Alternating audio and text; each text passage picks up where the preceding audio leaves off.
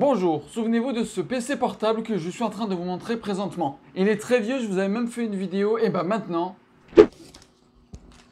voici le nouveau.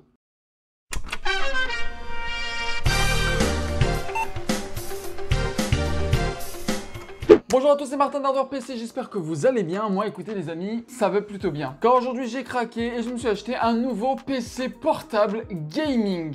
Vous vous souvenez, j'avais fait une vidéo sur mon ancien PC portable qui m'avait duré plus de presque 10 ans. Et je disais que je n'aimais pas ça, les PC portables. En soi, oui, c'est vrai dans un sens, mais je vais vous expliquer pourquoi je me suis acheté un nouveau PC portable. Premièrement, ma copine en a marre que je fasse mes montages dans ma gaming room et qu'elle aimerait que je sois près d'elle dans le lit. C'est un prétexte pour faire mes montages vidéo dans le lit. À cause que mon ancien PC, malheureusement, je pouvais plus rien faire tourner, ni des jeux, ni des logiciels de montage vidéo. Et ça, c'était vraiment catastrophique, ça me faisait chier. Je ne pouvais plus faire mes montages. Tandis que là, maintenant, j'ai pris un PC pour faire des montages. Et j'hésitais entre soit un ordinateur gaming avec une carte graphique dédiée pour le montage, ou alors un PC sans carte graphique mais avec un bon processeur. Deuxièmement, quand je suis en avion, quand je suis dans le train, quand je me voyage, et ben écoutez, un PC portable c'est beaucoup mieux qu'une tour. Et troisièmement, le prix. Je vous le dirai à la fin de la vidéo, le prix du PC, parce qu'en vrai, si je l'ai acheté à ce prix-là, c'est que ça vaut vraiment le coup. Bon, est-ce qu'on ferait pas un unboxing? Si jamais vous ne connaissez pas la référence, c'est le MSI Cyborg 15A13VE. Je vais vous dire les specs après. Évidemment, une boîte dans une boîte. Déjà, la boîte, elle est plutôt classe. Vous allez le voir vous en premier. Waouh, on voit déjà que c'est bien protégé. On enlève ça. Le chargeur, très utile si on veut utiliser le PC. Quelques papiers avec des autocollants, bon des conneries. Et c'est tout. Et donc je suis en train de regarder le chargeur et je vois que le chargeur c'est un output 120 watts. Il y a intérêt que la batterie, elle casse pas les couilles.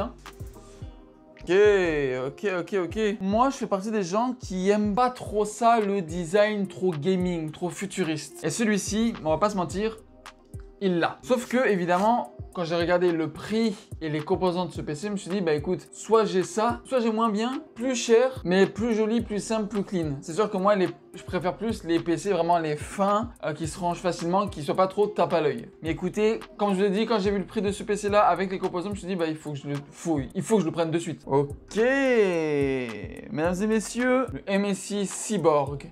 Bon, du coup, qu'est-ce qu'on a? Je vois une petite étiquette Intel i7. Je vois aussi GeForce RTX intérieur. Évidemment, un clavier anglais-Canada avec les chiffres sur le côté. Le bouton pour allumer. Sur le côté, qu'est-ce que nous avons? Une prise HDMI, une prise USB-C, une prise USB, une prise Internet. La prise, évidemment, pour charger l'appareil. Et sur l'autre côté, nous avons une prise USB et la prise jack. Les deux côtés, c'est USB 3.0. Bon bah écoutez, c'est parfait. Regardez ce qui est marqué en dessous. MSI True Gaming. Waouh. Et on voit ce qu'il y a à l'intérieur. Je trouve pas ça beau. En réalité, je trouve pas ça beau. Les ordinateurs gaming, ils font look gaming. Je ne trouve pas ça beau. Mais écoutez, si la puissance est là et que c'est bien refroidi, pourquoi pas? Et maintenant, j'ai très envie de l'allumer. On fait ça et on l'allume.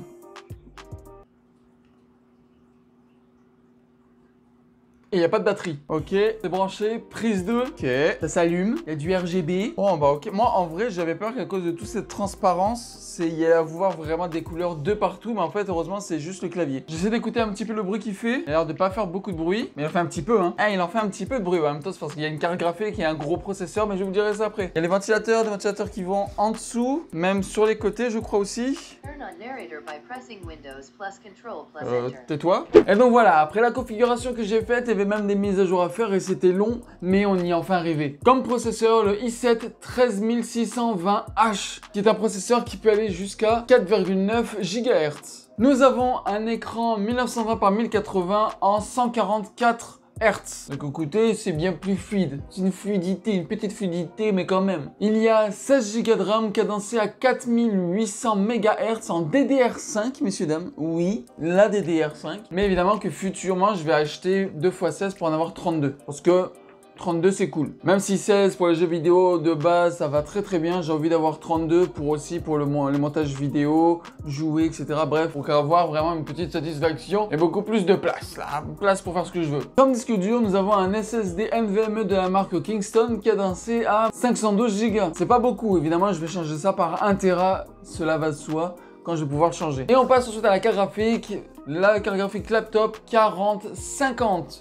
qui existe uniquement en laptop, que malheureusement ça n'existe pas en physique pour ordinateur fixe. Donc voilà, je vous ai dit les specs de ce PC. On va pouvoir passer à tous les tests. Je pense que je vais vraiment essayer ce PC, que ce soit en jeu, pour les montages photos, pour les montages vidéo. Je vais vraiment essayer de travailler là-dessus pendant mon quotidien avec ce PC là plutôt qu'avec mon PC. Puis évidemment, je vais vous faire un petit débrief. Évidemment, nous allons tester les jeux, nous allons tester le montage vidéo, voir si tout se passe très bien. Nous allons aussi tester les montages photos. Pour ce qui est du son, vous pouvez entendre, le son est correct.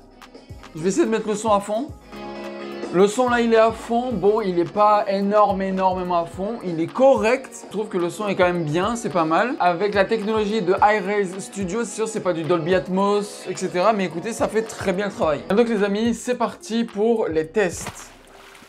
Il est l'heure maintenant de passer au test et nous testons directement avec 3D Mark pour connaître le score entre le CPU et le GPU. Et nous avons un score global de 6878, ce qui est vraiment pas mal. En vrai, honnêtement, je m'attendais peut-être à plus, mais je comprends pourquoi. Parce que avec un CPU score de 12226 et un graphics score de 6386, en fait, disons que la 4050, elle fait pas très bien l'affaire. En fait, ça équivaut pas mal à une 1070 Ti. Et là, nous passons en jeu sur CS2, 170 FPS de moyenne en ultra. Ça fait très bien tourner le jeu, donc ça ira très bien avec l'écran qui est de 144 Hz. Modern Warfare 3 en qualité élevée, nous sommes à 95 FPS de moyenne.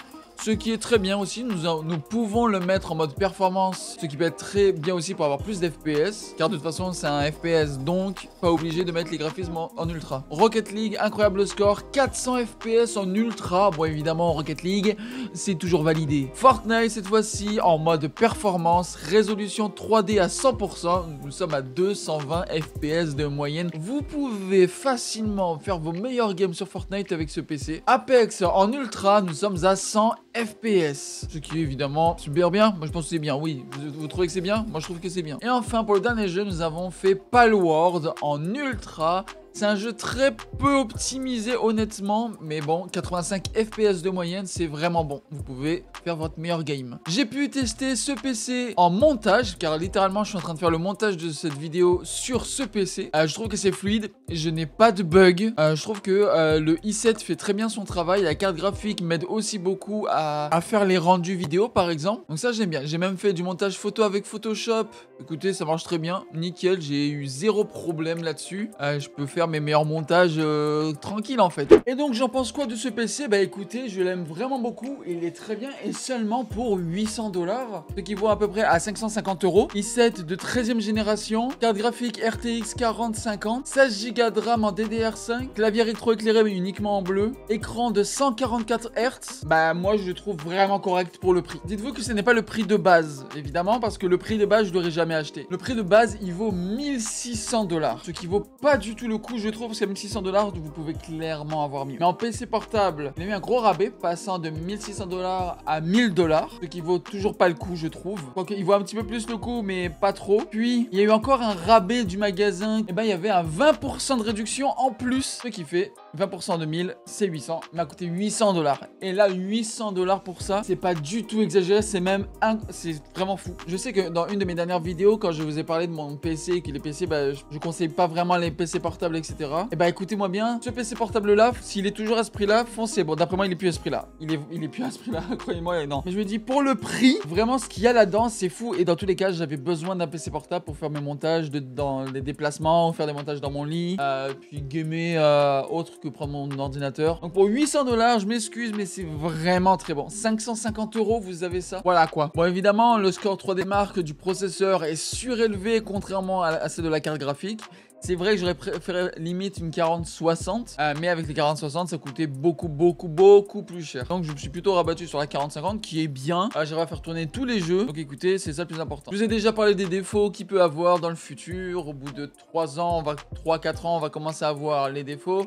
La batterie qui risque de lâcher un jour ou l'autre. Les composants à l'intérieur qui vont devenir vieux et du coup moins efficaces. Donc les jeux que j'arrive à faire tourner là, dans 3-4 ans, j'arriverai plus à les faire tourner. Ça fait du bruit, ça chauffe beaucoup. beaucoup. Mais écoutez, dans tous les cas, j'en avais besoin d'un nouveau. Je voulais pas payer trop cher pour avoir de la bonne qualité. Et alors que ceux qui de base sont à ce prix-là, c'est pas les mêmes choses, c'est pas les mêmes composants. Et donc voilà, c'est la fin de la vidéo. J'espère que vous aura plu. Les liens sont en description, même si je pense qu'il sera plus à ce prix-là. Merci beaucoup d'avoir regardé cette vidéo. J'espère qu'elle vous aura plu. N'oubliez pas de vous abonner à la chaîne. Suivez-moi sur tous mes réseaux sociaux. Et je vous dis à bientôt. C'était Martin d'Hardware PC. Bye tout le monde.